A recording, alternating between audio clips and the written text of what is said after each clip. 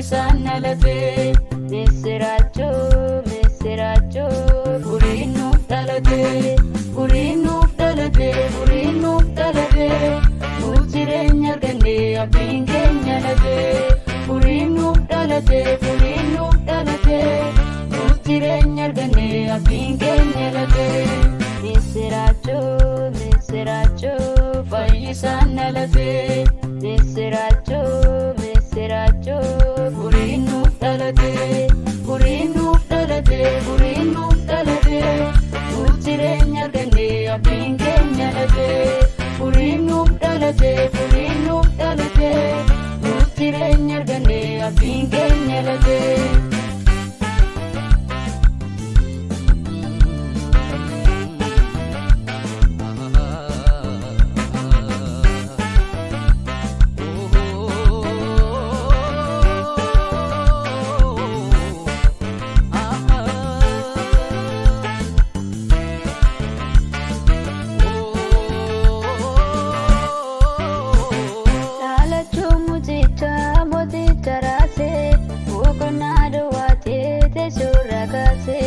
daa'imoota hedduu yakalchiseeyyuu Iyesuus duunee jira mamayyuu daa'imoota hedduu yakalchiseeyyuu Iyesuus duunee jira mamayyuu misiraachoo misiraachoo fayyisan dhalate misiraachoo misiraachoo furiin nuuf dhalate furiin nuuf dhalate furiin nuuf dhalate nuuf jireenya arganne abdiin keenya late furiin nuuf dhalate furiin nuuf dhalate nuuf jireenya arganne abdiin keenya late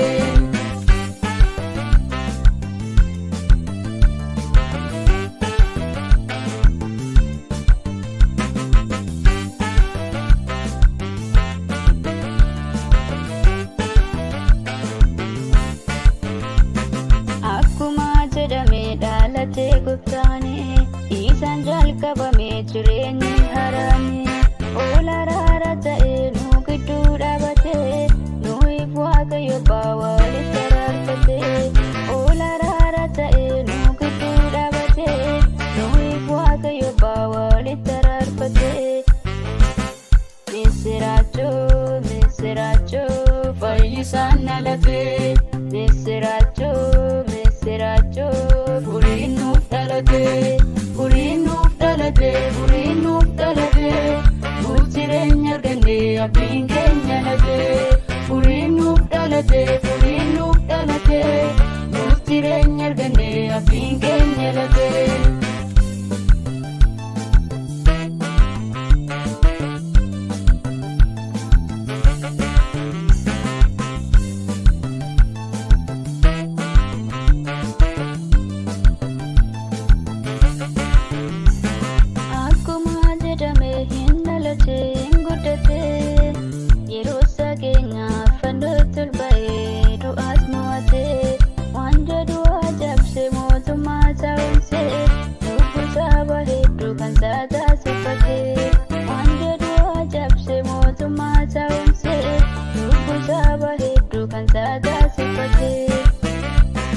misiraachoo misiraachoo fayyisan dhalate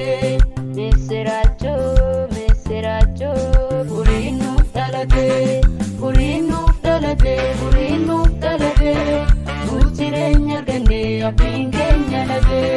furiin nuuf dhalate furiin nuuf dhalate nuuf jireenya arganne abdiin keenya late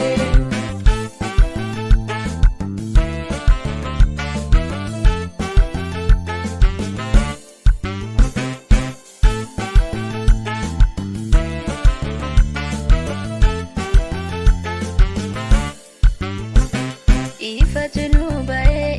bara bara Amanuel dhalate fura addunyaa mara mootiin Yihuudoota arras mootii keenya isa nu barsiise nus karaa jireenya mootiin Yihuudoota arras mootii keenya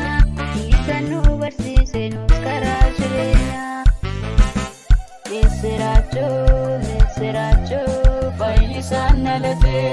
misiraachoo misiraachoo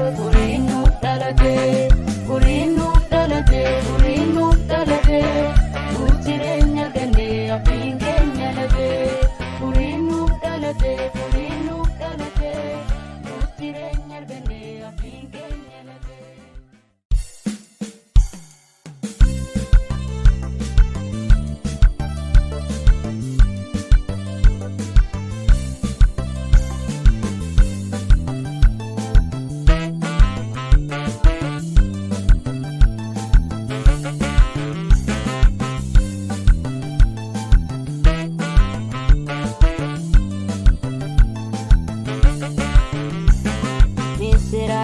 Miseracho,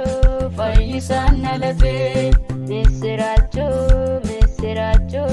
furiin nuuf dhalate. Furiin nuuf dhalate, furiin nuuf dhalate. Nuuf jireenya arganne abdiin keenya late. Furiin nuuf dhalate, furiin nuuf dhalate. Nuuf jireenya arganne abdiin keenya late. Miseracho, fayyisaan dhalate.